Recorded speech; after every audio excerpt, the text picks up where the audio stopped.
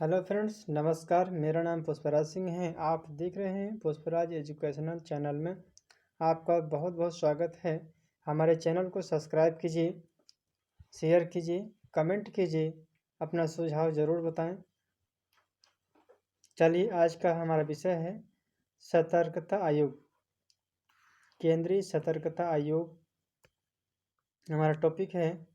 केंद्रीय सरकार, ये सरकार नहीं, सरकारी आयोग एजेंसी को सलाह तथा मार्गदर्शक। सतर्कता आयोग क्यों बनाया गया है? हमारे केंद्र सरकार द्वारा यह आयोग एजेंसी जो है, यह सलाह एवं मार्गदर्शन देने के लिए के संस्थानम के अध्यक्षता वाली भ्रष्टाचार समिति है, जो कि यह फरवरी 1964 में बनाया गया है। इनका शीर्षस्थ संस्था है कर्मचारी प्राधिकारी के नियंत्रण से मुक्त है। यह भ्रष्टाचार विरोधी संस्था है। यह मुख्य रूप से 25 अगस्त 1988 को राष्ट्रपति अपनी अध्यादेश द्वारा इन्हें जारी किया है। सितंबर 2003 या फिर 2003 की संख्या 45 प्रभावी है। सांविधिक दर्जा दिया गया है। बहुसदस्यीय आयोग बनाए गए हैं। यह सदस्य संख्या मुख्य रूप से निम्नलिखित में से मिलकर बनेगी। इनकी संरचना देखते हैं कि यहाँ पर अध्यक्ष होती, एक केंद्रीय सतर्कता आयुक्त होती है। दूसरा है सदस्य संख्या 2 से अधिक नहीं होगी। एक अध्यक्ष होंगे और 2 सदस्य होते हैं केंद्रीय सतर्कता आयुक्त में। अब डिटेल में हम समझेंगे कि केंद्रीय सतर्कता आयुक्त बनाने के लिए हम किन अधिकारियों को नियुक्त कर सकते हैं।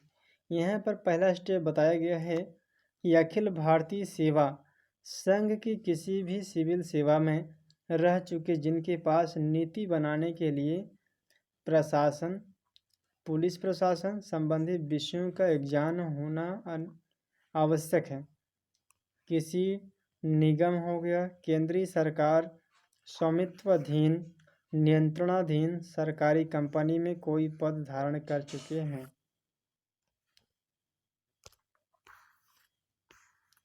तीसरा स्टेप बताया गया है कि बीमा, बैंक, विधि व अन्वेषणों में विशेषज्ञता का अनुभव होना चाहिए। इनका मुख्यालय है दिल्ली, नई दिल्ली में है। नियुक्ति है राष्ट्रपति करते हैं। 19 फरवरी 1964 को इनकी नियुक्ति हुई है। प्रधानमंत्री इनके अध्यक्ष होते हैं। गृह मंत्री जो कि यह सदस्य होते हैं। लोकसभा में विपक्ष का नेता जो है यह सदस्य होता है। सेवा शर्तें देख लेते हैं कि सेवा शर्तें कैसे निर्धारित होती है। इनका कार्यकाल है 4 वर्ष या 65 वर्ष। यह पुनः नियुक्ति के लिए पात्र नहीं होते हैं।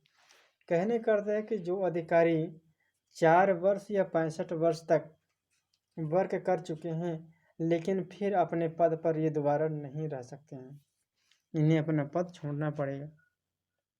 राष्ट्रपति के समक्ष या उसके द्वारा नामित किसी अन्य व्यक्ति के समक्ष शपथ या प्रतिज्ञान ले सकते हैं। भारत सरकार या किसी राज्य सरकार के अधीन लाभ के पद की नियोजन के लिए पात्र नहीं होगा। वेतन भत्ते सेवा की अन्य शर्तें वही होगी जो संघ लोक सेवा आयोग के अध्यक्ष की हैं। कहने का अर्थ है कि जो इनका वेतन भत्ता सतर्कता आयोग की है, वही वेतन भत्ता संघ लोक सेवा आयोग के अध्यक्ष की हैं। उन्हीं के बराबर यह दिया जाता है। इन्हें हम कैसे हटा सकते हैं? तो हटाने की प्रक्रिया है कि राष्ट्रपति केवल साबित कदाचार या असमर्थता के आधार पर भी हटा सकते हैं, उच्चतम न्यायालय के जांच के पश्चात ही।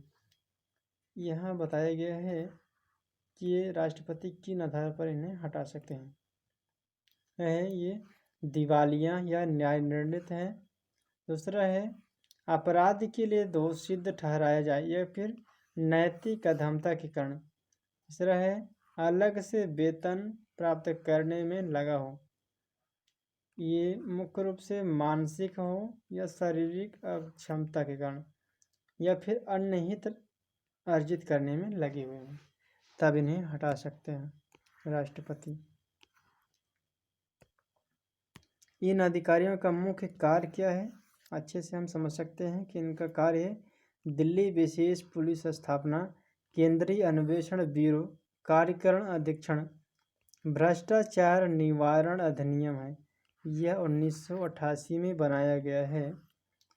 अधिनियम 2003 की धारा 8 उपधारा 2 में निर्दिष्ट पदाधिकारियों के प्रवर्ग में सम्मिलित है।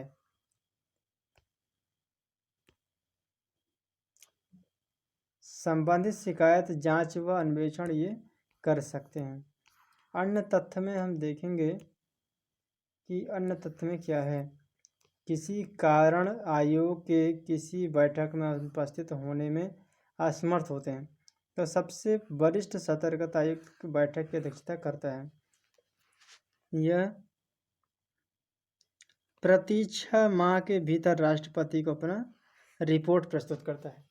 कहने का अर्थ है कि यदि ये अधिकारी किसी बैठक में अनुपस्थित होते हैं तो यहाँ पर सबसे वरिष्ठ अधिकारी इनकी अध्यक्षता करेगा।